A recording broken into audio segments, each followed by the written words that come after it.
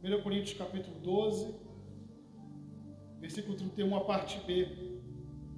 Eu vou ler só um versículo por enquanto. Passo agora a mostrar-lhes um caminho ainda mais excelente. Vou repetir. Passo agora a mostrar-lhes um caminho ainda mais excelente. Mantenha a sua Bíblia aberta.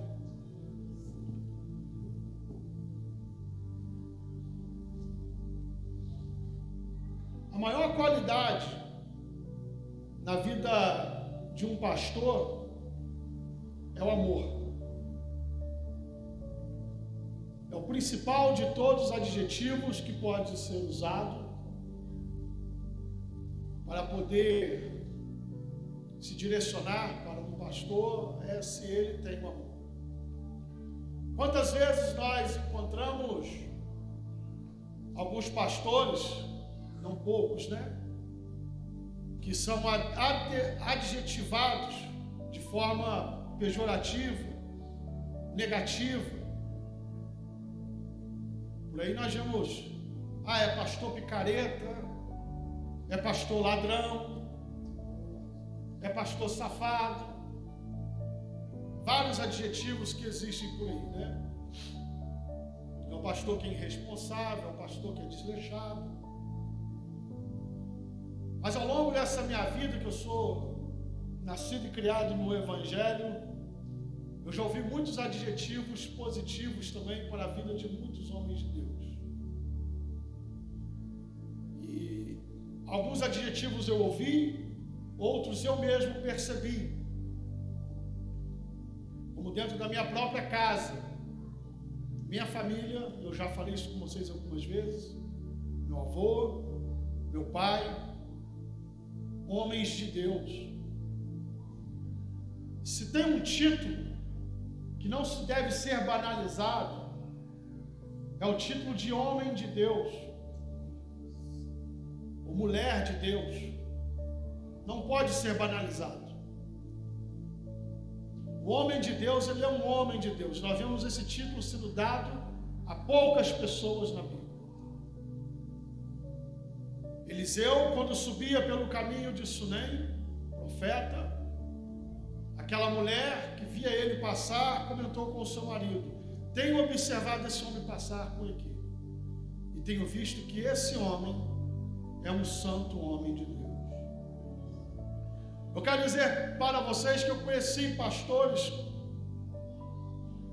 que são qualificados, foram adjetivados com títulos de homens de Deus.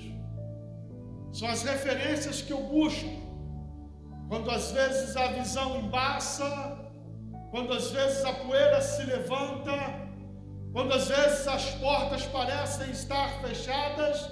Eu volto ao passado e eu vou lembrar desses homens que estiveram tão próximos, que passaram por problemas semelhantes ou até piores, e como que eles procediam. Eu lembro do pastor Celinho, que já dorme no Senhor há muitos anos. Eu era criança, talvez do tamanho da Esther, ou menor, mas eu lembro da sua face. Quando ele estava convalescido em sua casa por uma enfermidade, foi inclusive a enfermidade que o fez falecer. Eu lembro que meus pais foram lá para visitá-lo. Eu lembro do sorriso dele. E era um pastor que era adjetivado como o pastor do amor. Não me esqueço disso. Pastor sério, a gente chamava de Celinho, o pastor do amor, que amava. Todos esses atributos, adjetivos, eles são comunicados para nós através do Espírito Santo. É o Espírito de Deus que trabalha em nossas vidas e nos capacita para que pessoas possam olhar para a vida de um ministro de um homem de Deus ou de uma mulher de Deus e possa adjetivá-lo positivamente. Isso não é qualidade inerente do ser humano, é do Espírito Santo no ser humano. Eu gosto de frisar isso porque aqui nós não trabalhamos com antropocentrismo, é cristocentrismo, é Cristo no centro. A Cristo seja dada toda a honra, toda a glória e louvor. Quando agradeci aos irmãos pela homenagem, fiz de coração. É bíblico, eu sei que há pessoas que não concordam, mas é bíblico. A igreja deve ter em alta estima aqueles que nos ensinam, aqueles que estão sobre o governo da igreja. Por isso eu sou grato a vocês, mais uma vez, por essa homenagem. Eu quero dizer a vocês que o apóstolo Paulo, no capítulo 13 da carta aos Romanos, da carta aos Coríntios, vocês conhecem bem. Há um capítulo que fala sobre o amor, e nesse assunto é provável que seja o mais importante e o mais conhecido, porque o apóstolo Paulo está falando do amor de Deus para conosco, e esse amor que emana até alcançar o nosso próximo. Porque é muito fácil falar do amor de Deus e a gente esquecer do nosso próximo e querer focar só entre mim e Deus. Mas o próprio Deus, o Senhor Jesus, disse que isso não é possível. O mandamento que Jesus deixou, João 15:12, o meu mandamento é este: amem-se uns aos outros como eu vos amei. Ora, o pastor de nossas almas, o pastor das nossas vidas, foi o maior exemplo para conosco. Ele não ficou falando, tagarelando, ele fez, ele demonstrou. Às vezes, muitas vezes, falta em nossas vidas nós pegarmos o princípio do ensinamento e aplicar nas nossas vidas. Blá, blá, blá, blá, blá, blá, blá, blá, blá. Irmãos, as palavras não servem para nada se não estiverem acompanhadas de atitudes. Até a palavra oração é a junção de duas palavras, orar e ação.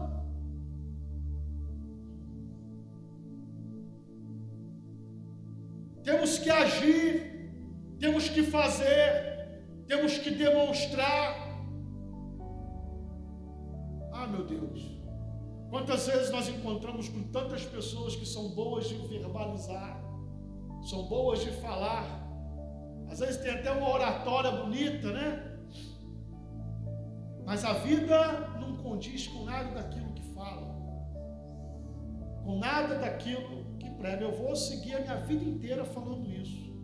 Eu vou até o final dos meus dias, enquanto o Senhor me permitir, dizendo isso. Deus não se importa com palavras. Deus se importa com atitudes. Se essas palavras vêm acompanhadas de atitude, elas têm peso. O mandamento é esse: amai-vos uns aos outros.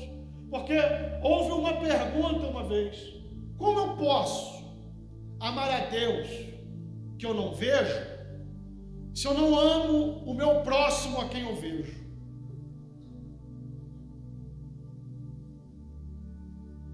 Olha, não sou eu que faço as regras, eu estou aqui só comunicando. As regras quem faz é Deus, e eu sei que há dificuldades para poder lidar com isso. Isso aqui é algo que nos confronta dentro da nossa casa, nos confronta nos nossos relacionamentos familiares, nos confronta no nosso relacionamento do trabalho, nos confronta por onde quer que nós vamos, porque sou servo de Deus. Mas isso só pode ser demonstrado através da forma como eu lido com o meu próximo. Entenderam?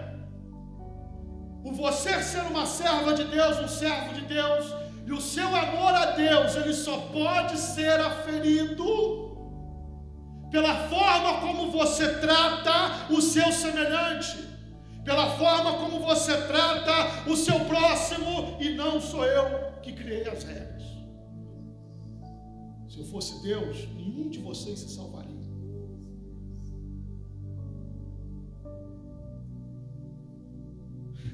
Se você fosse, é a mesma coisa. Ninguém se salvaria. Imagine o ser humano filtrando e julgando as atitudes dos outros seres humanos para a salvação. Ninguém iria se salvar. Eu não estou falando isso porque sou uma pessoa ruim ou que você seja uma pessoa ruim. Na natureza caída, sim. No Espírito Santo que vem de Deus sobre nossas vidas, não. Eu quero dizer a vocês que o amor de Deus na nossa vida, o apóstolo Paulo ele vai falar sobre o amor, ele está se direcionando para uma igreja que tinha tudo. Tinha tudo e não tinha nada. Estava tão perto e estava tão longe. Como pode isso? Às vezes eu me pego pensando, e essa semana eu tive uma semana difícil, mas algo não saía da minha mente. E aquilo ficou, e ainda está. Eu fui lá para o gabinete, fechei os meus olhos e ficava na minha mente. O que realmente importa? O que realmente importa? Na igreja de Corinto, eles tinham os dons espirituais, a ponto de o apóstolo precisar de refrear aquela igreja, colocar regras para o culto, porque o culto se desorganizou, porque a igreja repleta de dons, eram muitos profetas, revelação, profecia, o povo falava em línguas, tinha muitos dons, milagres, curas, e eles, o apóstolo Paulo teve que controlar. Mas haviam outras coisas na igreja de Corinto, haviam grupinhos, rixas. Eu sou do apóstolo Paulo, eu sou de Apolo, eu sou de não sei quem, eu sou de Cristo. Dizem, né, que o grupinho de Cristo é o pior de todos. Não é culpa de Cristo, com certeza. É porque as pessoas não querem se associar, se assimilar, nem se submeter a ninguém. Aí eles falam, eu sou de Cristo. Quem manda na minha vida é Deus. Eu não tenho que dar satisfação para ninguém. Eu fico imaginando. Depois do apóstolo Paulo falar tudo com eles lá, eles tiveram muitos problemas. Um homem que dormiu com a mulher do próprio pai. Dissensões, o apóstolo Paulo foi expulso daquela igreja. Quem já estudou o Novo Testamento sabe que houveram 4 cartas. 2 se perderam, 2 preservadas pela soberana vontade do Senhor, mas nós sabemos que houveram 4. O apóstolo Paulo, num período, chegou a ser expulso da igreja de Corinto. Ou seja, o homem que fundou a igreja, o apóstolo de Jesus Cristo, homem de Deus, um homem que demonstrava toda a sua obra, não com palavras vazias, mas com atitudes. Ele mesmo dizia que carregava no seu corpo as marcas de Cristo, ele foi expulso da própria igreja por causa da arrogância e da insensibilidade dos homens. Depois que ele vem falando de todos os problemas, depois leia a carta, 1 e 2 Coríntios. Na carta de 2 Coríntios é a carta onde eles se reconciliam. Mas aqui ele vai dizer para eles: vocês têm tudo, dons. Aí vocês tem apóstolos aí, tem profetas, tem pastores, mas eu vou mostrar para vocês um caminho ainda mais excelente. O apóstolo Paulo não estava inventando nada. Eu tenho certeza dentro de mim, bate forte no meu coração, que quando o apóstolo Paulo falava sobre isso, ele estava pensando no ministério do Senhor Jesus Cristo. Eu vou mostrar para vocês um caminho mais excelente, está acima de tudo isso aí. Sabe por quê? Porque ainda que eu fale a língua dos homens e dos anjos, se não tiver amor, serei como o sino que ressoa ou como o prato que retine. Ainda que eu tenha dom de profecia e saiba todos os mistérios e todo o conhecimento, e tenha uma fé capaz de mover montanhas, se não tiver amor, nada serei. Ainda que eu dê aos pobres tudo o que possuo e entregue o meu corpo para ser queimado, se não tiver amor, nada disso me valerá.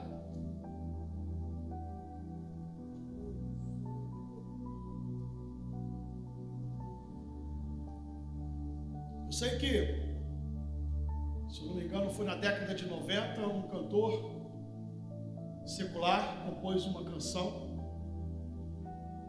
sobre esse texto.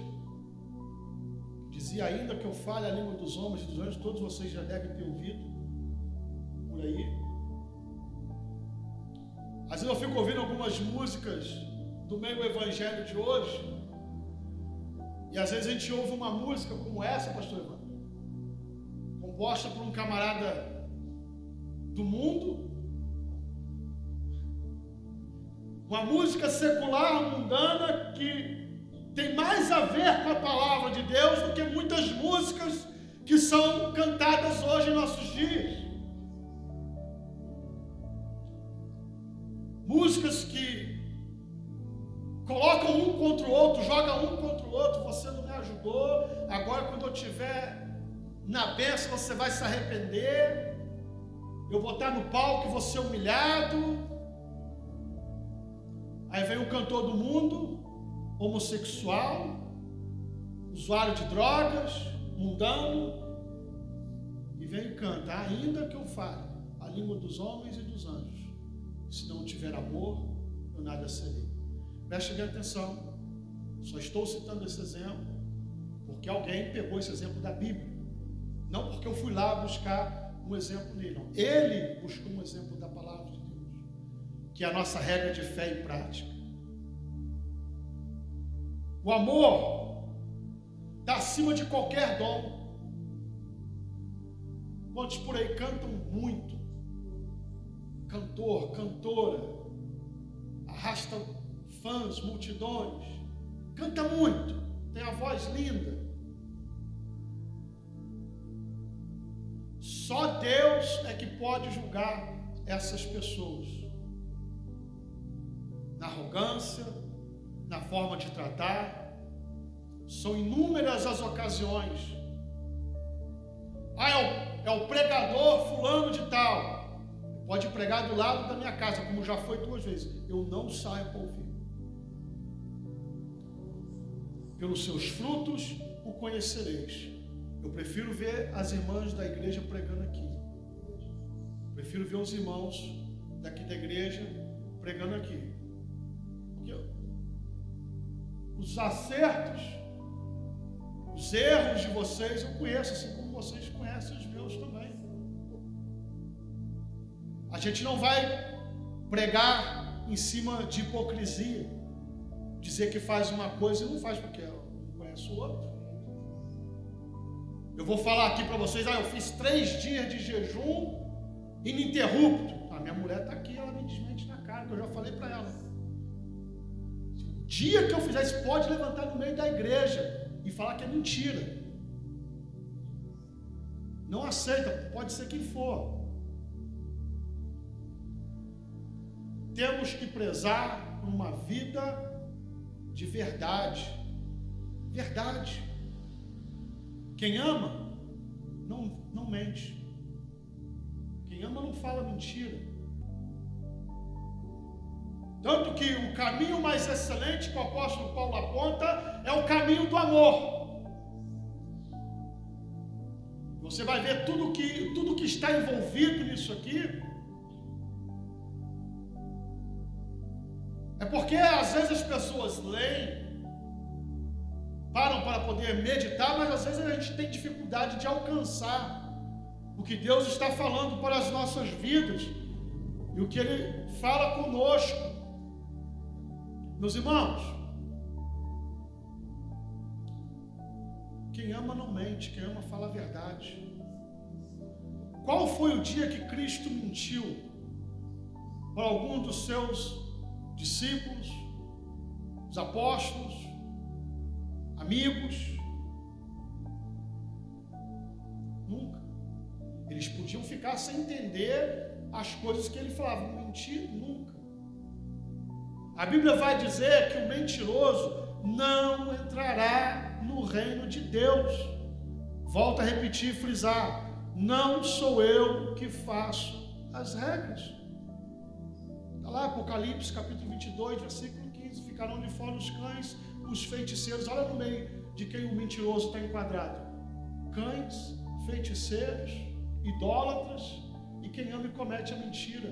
Não vai entrar. Sabe quando a pessoa mente? Você sabe que ele está mentindo? Tem gente que acha, porque você é crente, você é bobo. Não. Nós temos discernimento. A gente sabe o que é desculpa. As pessoas que estão dando desculpa e ficam ali paradas em si mesmas. Deixa eu te dizer, a ordem de Deus para a igreja é marchar, é caminhar. Toda vez que uma pessoa para, isso aqui é uma metáfora do Antigo Testamento, a nuvem anda, a coluna de fogo anda e você fica parado para trás. O propósito de Deus para a sua vida fica atrasado, perdido, e você, as pessoas nessa situação, fica ali se afogando em mágoa, ódio, ressentimento, arrogância e vai adoecendo. E adoece. Não estou falando de resfriado, não. Pneumonia, não. Estou falando de doenças emocionais, psicológicas.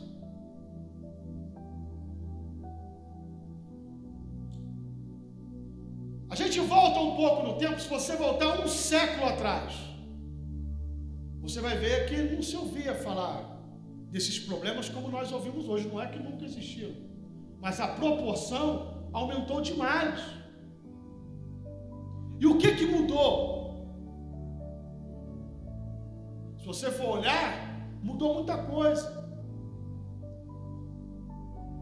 O trato com a família, por exemplo, o trato com Deus, com a fé, com a religiosidade, o trato com que a pessoa tem consigo mesma, a forma dele se olhar e se entender. Irmãos, isso é muito importante,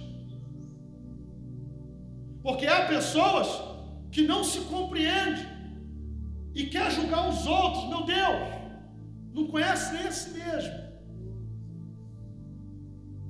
Não pode julgar o próximo.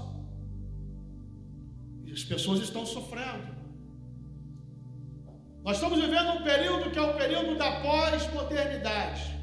Depois você pesquisa a respeito disso, dentro da história da evolução da humanidade, existe esse período pós-modernidade. Um período de ruptura, onde as ideologias foram abafadas e agora as pessoas são tomadas por aquilo que é chamado de consumismo. Consumismo. As pessoas foram se distanciando. Não é mais como antigamente. Os que são um pouco mais antigos vão lembrar melhor do que eu. Eu lembro da minha infância e da forma como eu fui criado e como as coisas eram. Ora, a gente saía de casa para poder brincar e apenas brincar. Quando criança. Às vezes a gente marcava, o pastor Evandro, para poder acordar cedo, para poder ver o dia amanhecer. Isso são coisas que dinheiro não compra. Dinheiro não paga. As pessoas estão presas num consumismo terrível e o sinônimo de sair, vamos sair, é sinônimo de vamos gastar. É sinônimo de vamos gastar. Um dia, tinha uma lua tão bonita, o céu estava limpo, a lua tão bonita, eu peguei e comecei a ligar para algumas pessoas que estavam longe. Põe a cara para o lado de fora aí. O que foi? Olha para o céu. O céu aí está limpo? Tá. Vamos olhar essa lua junto. Sabe por quê? Isso não tem preço. Quantas vezes criança a gente parava para poder ficar olhando para a lua, olhar para as estrelas, ainda diziam que se ficasse apontando o dedo para a estrela, nascia verruga no dedo, né? Você sempre eu tenho um monte de verruga no dedo, né? Quantas vezes? Mas era legal. Hoje, graças a Deus que existe a tecnologia, porque a tecnologia ela pode ser uma bênção, e é uma bênção. Mas tudo, se for mal utilizado, torna-se maldição nas nossas vidas. Hoje as famílias estão tomadas pela tecnologia. As crianças, cada um tem um tablet, um smartphone, é uma TV lá para poder assistir os vídeos, e cada um no seu canto. O marido num canto com o celular, a mulher num canto com o outro, até as crianças com o seu celular. E a gente vegetando, irmãos. Na minha época não tinha isso. Na minha época eu ficava contando as horas, está na hora do pai chegar. Ia correndo para a beirada da pista para poder encontrar ele, que ele descia do ônibus da empresa e ali agarrava ele, abraçava e já vinha de mão dada voltando para casa. Coisas que muitas crianças de hoje não sabem o que é isso. Hoje as pessoas estão tão preocupadas em arrumar dinheiro, em ganhar dinheiro, se esquece que o dinheiro compra muita coisa.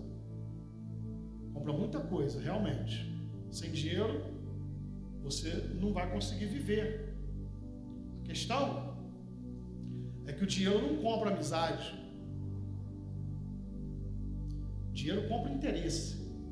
Amizade não. Amizade ou você tem ou você não tem. Dinheiro compra conforto, compra luxo. Dinheiro não compra paz. Todos nós, um dia, porque nós estamos caminhando. Se Jesus não voltar, nós vamos caminhar para o final. E um dia vamos chegar no final dessa estrada, no final dessa caminhada.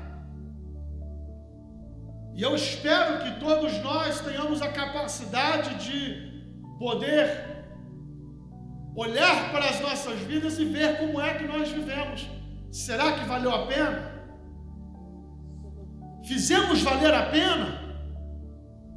Valeu a pena? Nós demos ênfase às coisas realmente importantes? Às vezes as nossas crianças têm um tablet um celular de mais de R$1.000 na mão, mas se você chamar o teu filho ou a tua filha para poder brincar com você, ele larga isso na hora. Larga na hora. Dependendo da idade, ainda dá tempo. Dependendo da idade, ainda dá tempo. Dependendo da idade, já não dá mais tempo.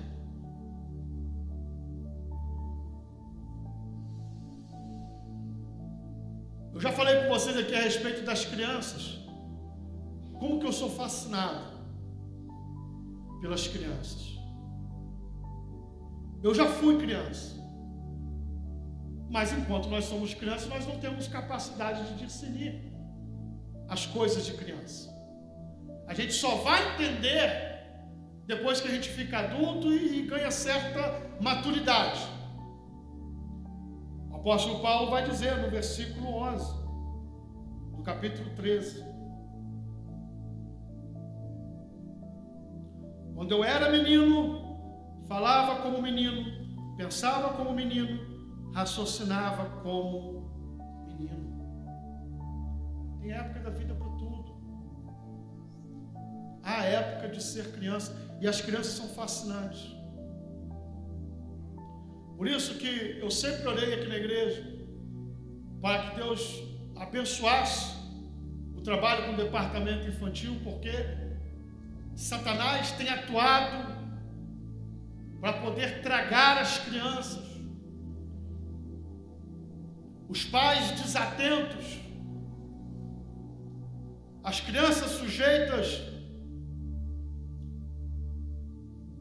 a essa cultura mundana da internet, e quantas crianças estão sendo levadas. Às vezes eu me deparo com alguns vídeos na internet em que eu fico assustado, crianças pequenininhas dançando, rebolando com um shortinho curto, e os pais ali achando aquilo a coisa mais bonitinha do mundo. O sangue de Jesus Cristo tem poder. Criança é criança.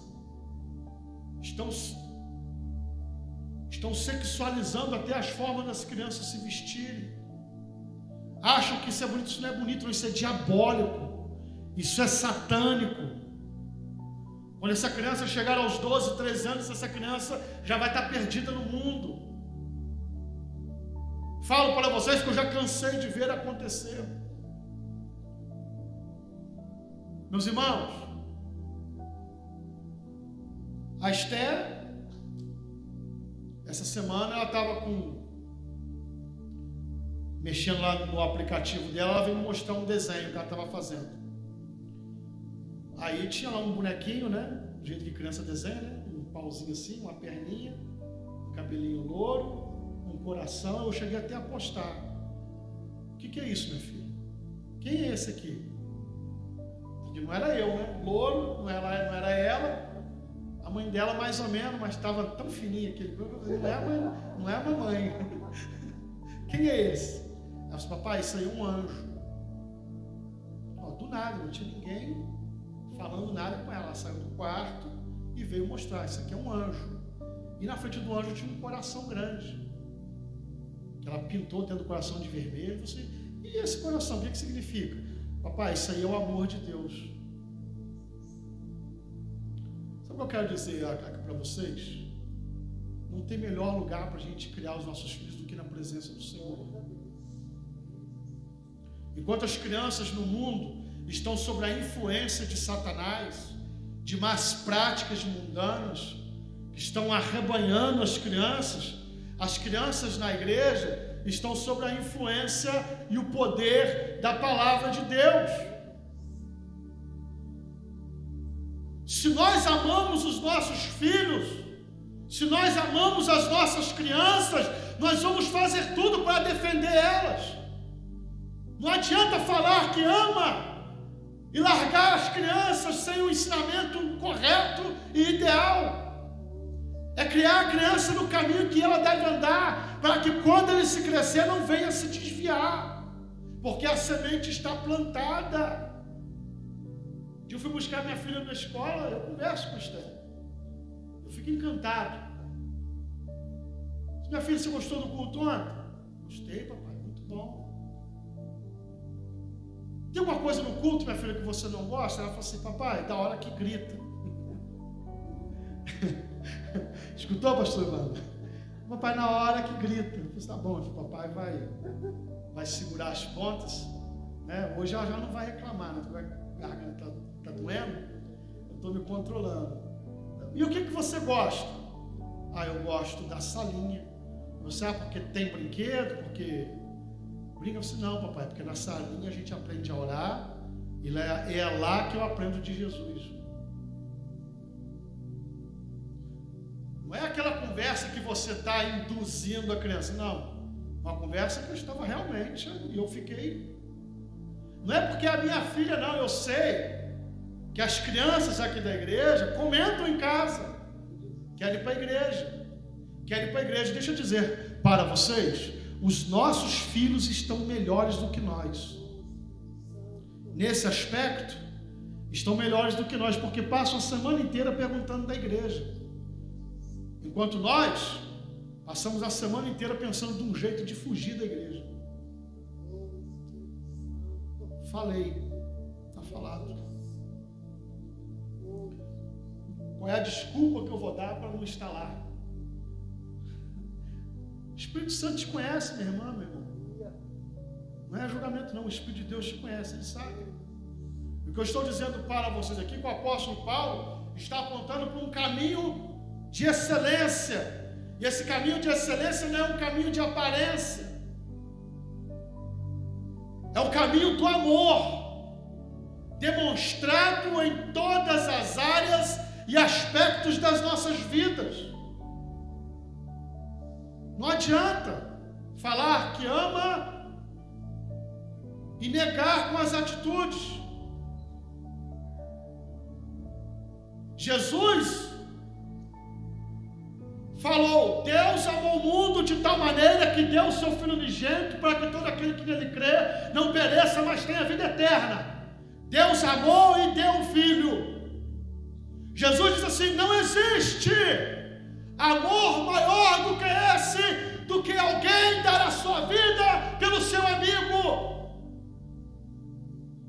Todas essas palavras, como o meu mandamento é este, amem-se uns aos outros como eu vos amei. Tudo isso seria esquecido na história se ele não tivesse demonstrado de fato na cruz do Calvário seu amor pelas nossas vidas. Meus irmãos, chega de comodismo. O que realmente importa? Precisamos mudar as nossas vidas, começando dentro de casa, começando na forma como nós nos relacionamos com a nossa família, com os nossos filhos, com os vizinhos, com os amigos. Não estou falando de relacionamentos de interesse, não, estou falando daquilo que realmente importa. Vai orar, vai dobrar o joelho e pergunte ao Senhor, Senhor, o que realmente importa? Senhor, me mostre o caminho que é mais excelente, porque nós conhecemos tantos caminhos que nós achamos que são bons e nós tentamos trilhar por eles, mas nada, jamais poderá se comparar com o amor. O amor. O amor é paciente, o amor é bondoso, não inveja, não se vangloria, não se orgulha, não maltrata, não procura seus interesses, não se ira facilmente, não guarda rancor. O amor não se alegra com a injustiça, mas se alegra com a verdade. Tudo sofre, tudo crê, tudo espera, tudo suporta. O amor nunca perece, mas as profecias desaparecerão, as línguas cessarão, o conhecimento passará, pois em parte conhecemos e em parte profetizamos. Quando, porém, vier o que é perfeito, que é Cristo, na sua volta em glória para buscar a sua igreja, o que é perfeito, quando vier o que é perfeito, o que é imperfeito desaparecerá. Quando eu era menino, falava como menino, pensava como menino e raciocinava como menino. Quando me tornei homem, deixei para trás as coisas de menino. Agora, pois, vemos apenas por um reflexo, obscuro como em um espelho, mas então veremos face a face. Agora conheço em parte, então conhecerei plenamente, da mesma forma como sou plenamente conhecido. Louvado e engrandecido seja o Senhor.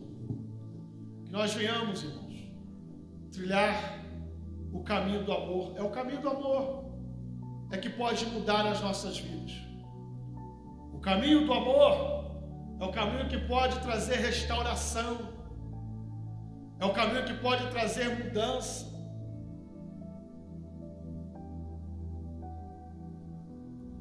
O amor é mais do que um sentimento.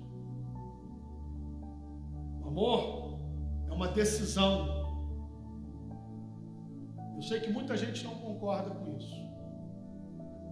Amor não é apenas, é muito mais. O amor é uma decisão. Deus decidiu nos amar e nos salvar. Ele decidiu.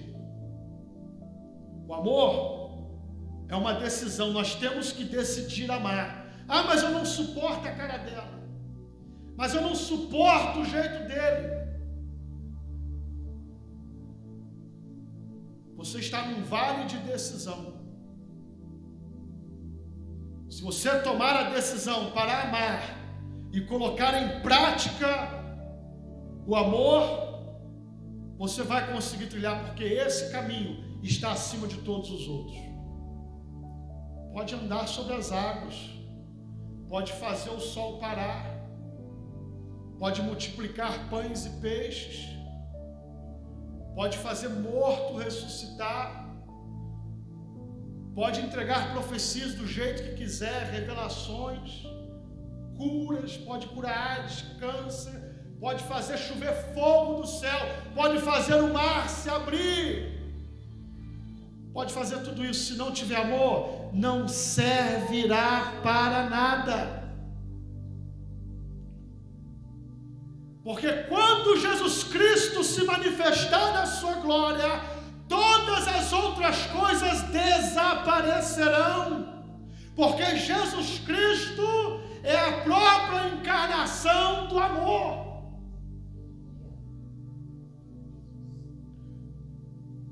É o que há de mais sublime que nós podemos entender, de que haja, de que possa ser. O amor está ali em Jesus Cristo, nosso Senhor. E quando Ele vier, não vai ter mais palavra, não vai ter ciência, não vai ter mais profecia. Todas essas coisas desaparecerão, porque o amor de Deus ofuscará todas essas coisas. E talvez aí, então, somente aí, nesse momento, que muita gente vai cair em si e vai entender que muito, ou a maior parte, de como viveu a vida foi vivida em vão. Foi tempo perdido, energia gasta com aquilo que era desnecessário, com aquilo que não era importante, porque vai ver que todas as outras coisas desaparecerão, se ofuscarão, desaparecerão diante do amor de Deus, diante do esplendor da glória de Cristo. Meus irmãos, que nós venhamos a meditar nisso, meditar. Há um caminho mais excelente para as nossas vidas, e é o caminho do amor. É o caminho do amor. Não é da verbalização amor, não. É o caminho do amor, é o caminho que se vive, não é o caminho que se fala. Falar, ou seja, verbalizar, até papagaio verbaliza. O amor não fingido, o amor verdadeiro e o amor demonstrado. Que o Espírito Santo de Deus continue falando ao coração da amada igreja. Fiquem com essa palavra em nome do Senhor Jesus.